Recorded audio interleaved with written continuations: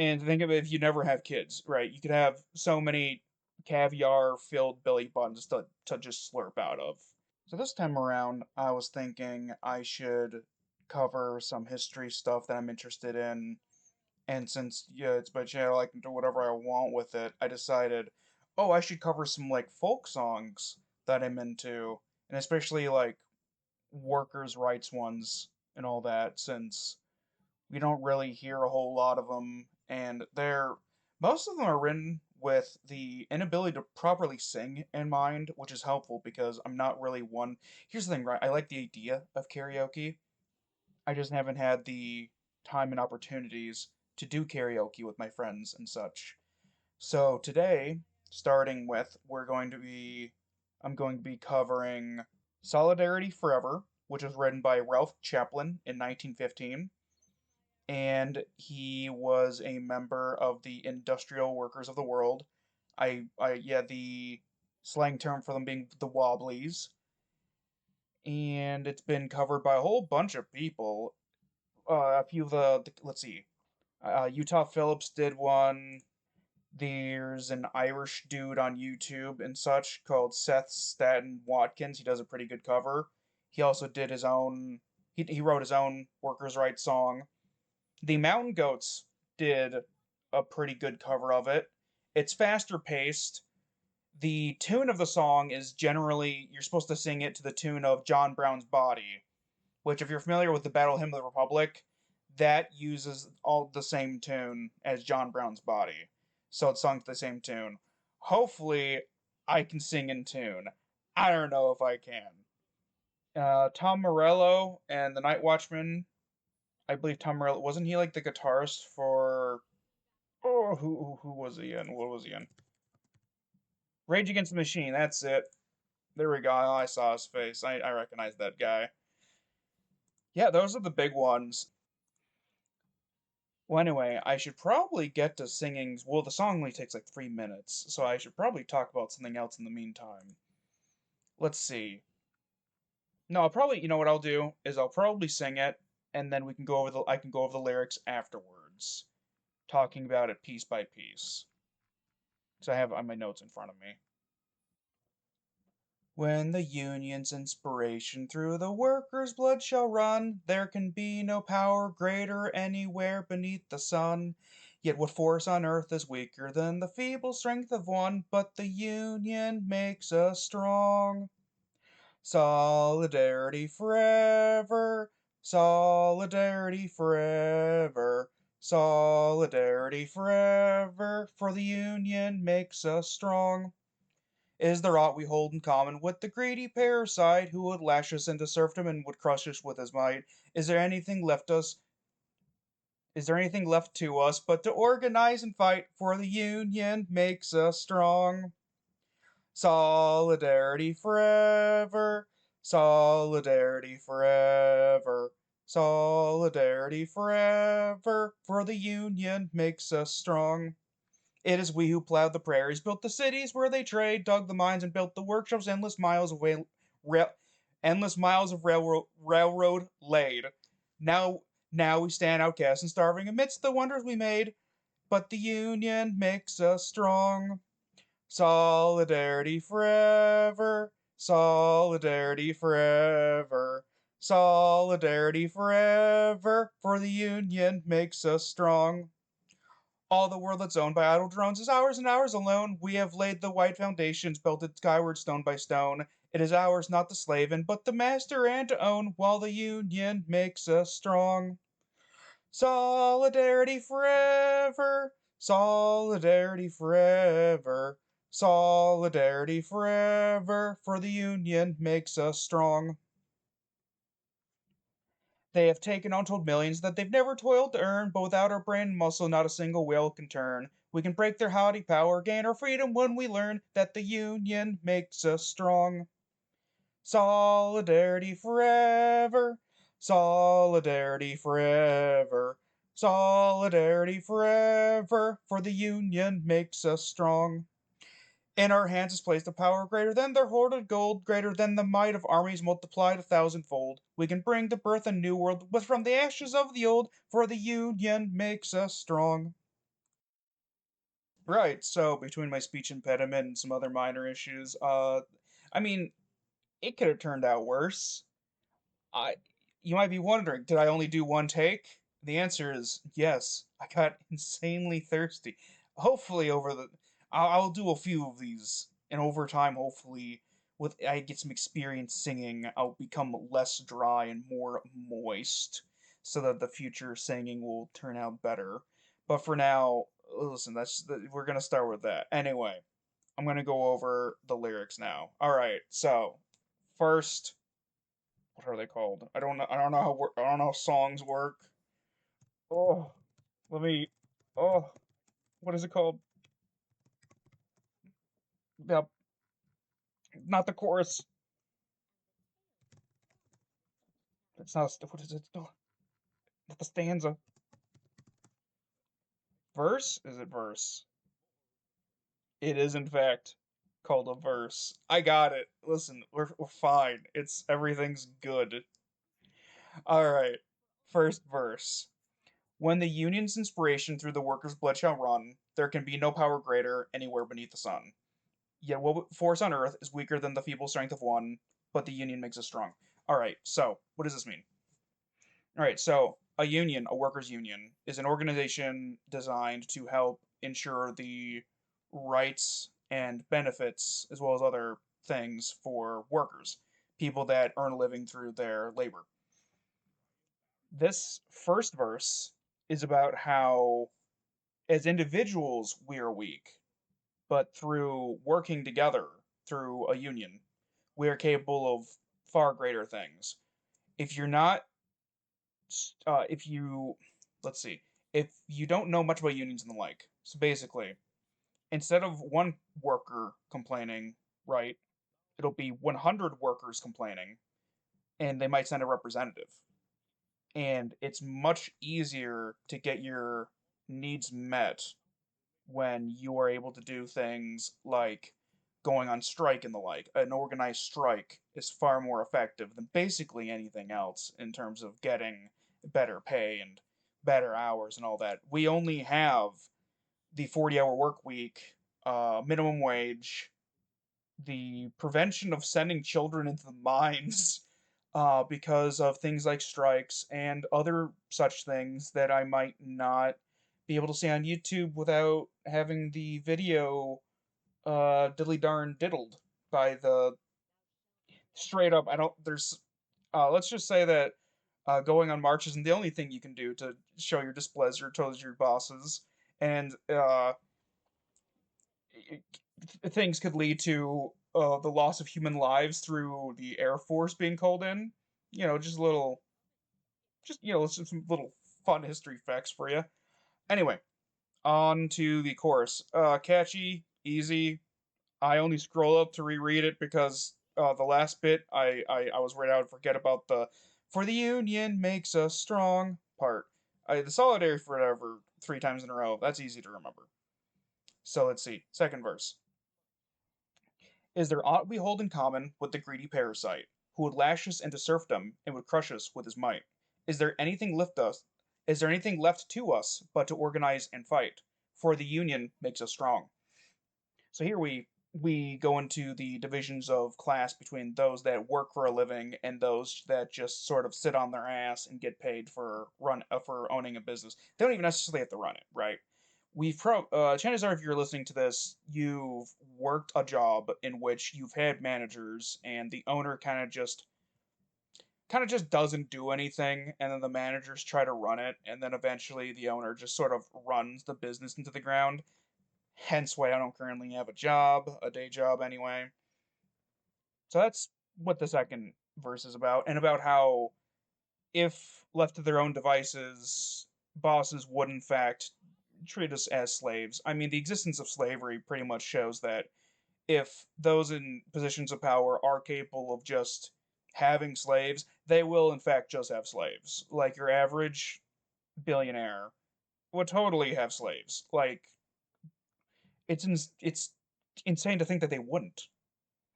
I remember this one story. It's tangential, but it's still funny to me.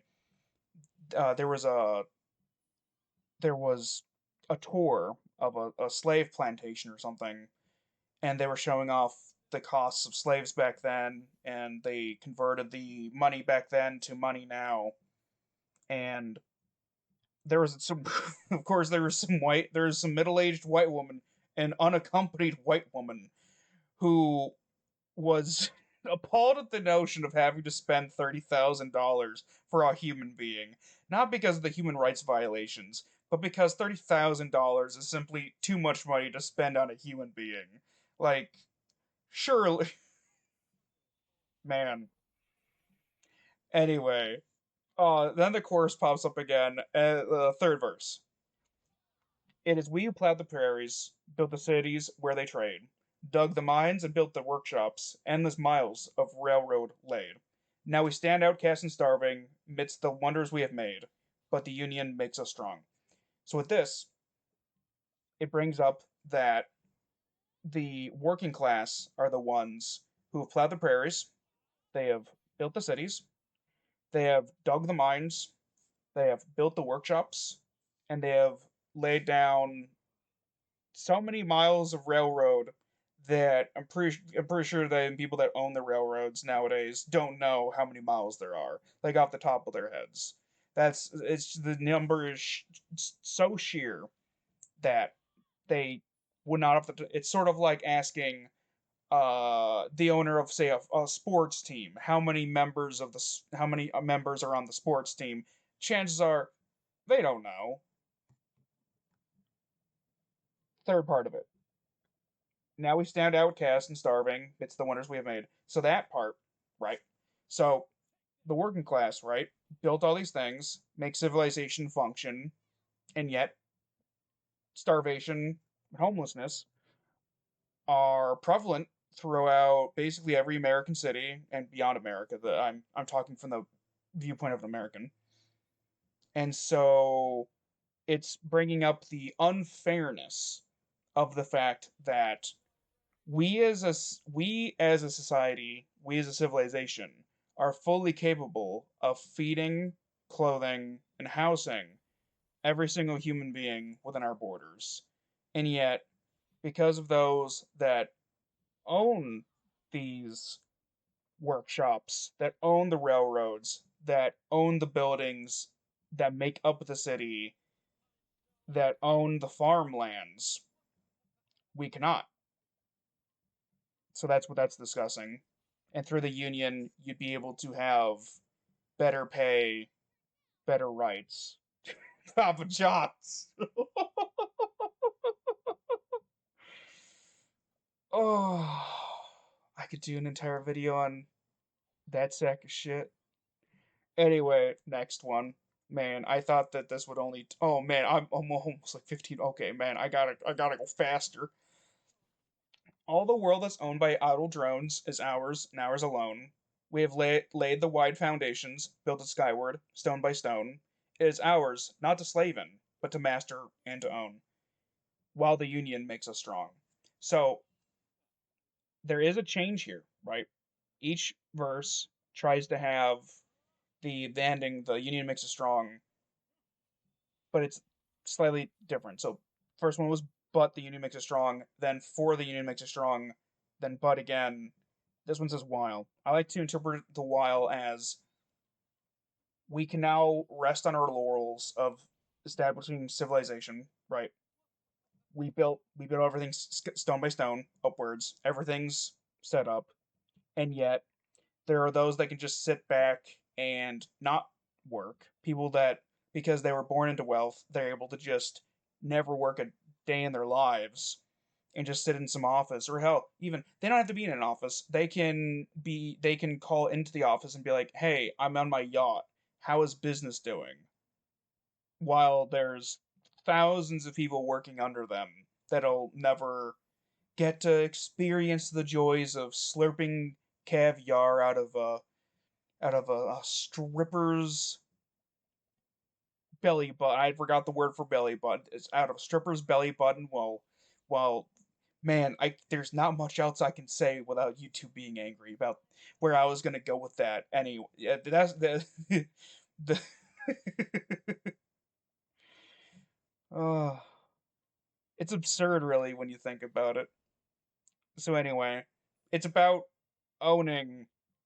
It's about equally getting to own chunks of society and civilization instead of it all being owned by the individuals who don't actually do anything.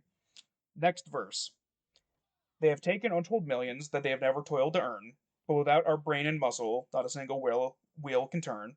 We can break their haughty power, gain our freedom when we learn that the union makes us strong. So, I this, mind you, this was written oh, over 100 years. Oh, I'm getting old. Over 100 years ago now, when millions of dollars was a lot of money. It would be better to say billions now. I don't think anybody's quite a trillionaire yet. I don't even think Bezos is Bezos. Just wait, is Bezos a trillionaire? Okay, he's not a trillionaire. He's merely at over 300 billion apparently, but that was like last year. So it's been like 6 or so months since then. He might be up to 400 billion. Anyway, they possess more wealth and more power because of the wealth than we could ever truly fathom.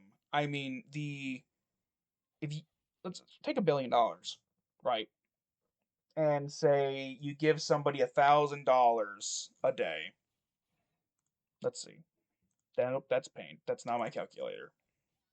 $1 billion. 100,000 million billion. Right. So if somebody was given $1,000 a day, that's $365,000 a year. I won't lie. I'm looking at this, and I'm. It's a lot of money. So let's see. Just wait. I can do the reverse math. 365, blah blah blah, times. Let's say somebody lives for 80 years, right? That's 29,200. 29,200,000 dollars, right? All right. So $1 billion divided by. Oh no, where did it go? I need to see where the math went. Well, I think it was like 29 million something. Fuck. Okay. The calculator is having some scripting issues. Anyway, just back to the song, I guess. Without the workers, right, things can't get done. And people might say, well, without the money, how is the workers gonna do anything? Well, here's the thing, right? Why does the person have the money in the first place? It's either they inherited it or they screwed somebody over in order to get the money. You can't earn $1 billion. It's not possible within a human lifespan. Let me just double check. Let me. Why is the calculator being so weird today? Yeah, if you got to pay $1,000 a day, every day for 80 years, you'd only get $29,200,000, which is far enough away enough. That would bring you to the level of wealth where your grandchildren will never need to work a day in their lives. And that's just from having that money. That's not from interest being collected. That's not from investing in anything. Your grandchildren truly will never need to work a day in their lives. And think of it, if you never have kids, right? You could have so many caviar filled belly buttons to just slurp out of. That I'm probably going to use that as the intro. All right, let's get back to the last verse because I'm over 20 minutes. I didn't intend for in the future. I mean, I like the singing part, but I might just read over the lyrics next to the future. This takes way too long. All right, last bit. In our hands is placed a power greater than their hoarded gold, greater than the might of armies, multiplied 1,000-fold. We can bring to birth a new world from the ashes of the old, for the union makes us strong. All right, so with this, the workers individually might not be strong, right? It's kind of like that scene from what is it, Ant's Life or whatever, Bug's Life, the one with the crickets are evil, and the evil cricket leader is like, oh, like a little bit of something might not hurt you, but if you have like 1,000 things spilling out over you, it's gonna it's gonna kill you. So if you have 1,000 ants, it'll kill you.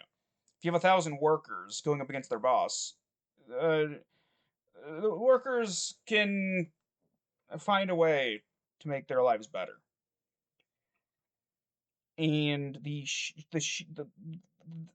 when they say the 1%, right? It's beyond just the 1%.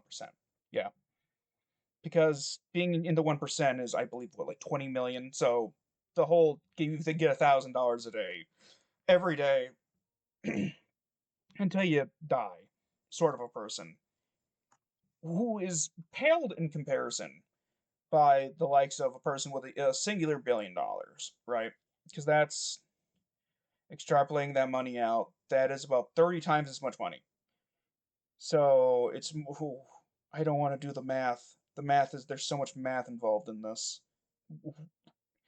1/30th of a 1% would be what, like 0.03% or something. Anyway, I don't want to get involved in multiplication today, even more than I have been. The workers are capable of building their own world that is better than the world that exists currently. And the only thing that's stopping them is not understanding that they are capable of so much more. And with that, I will end because whoa, it's almost 24 minutes. Oh, I gotta cut some of this out. Yeah, you have a good night.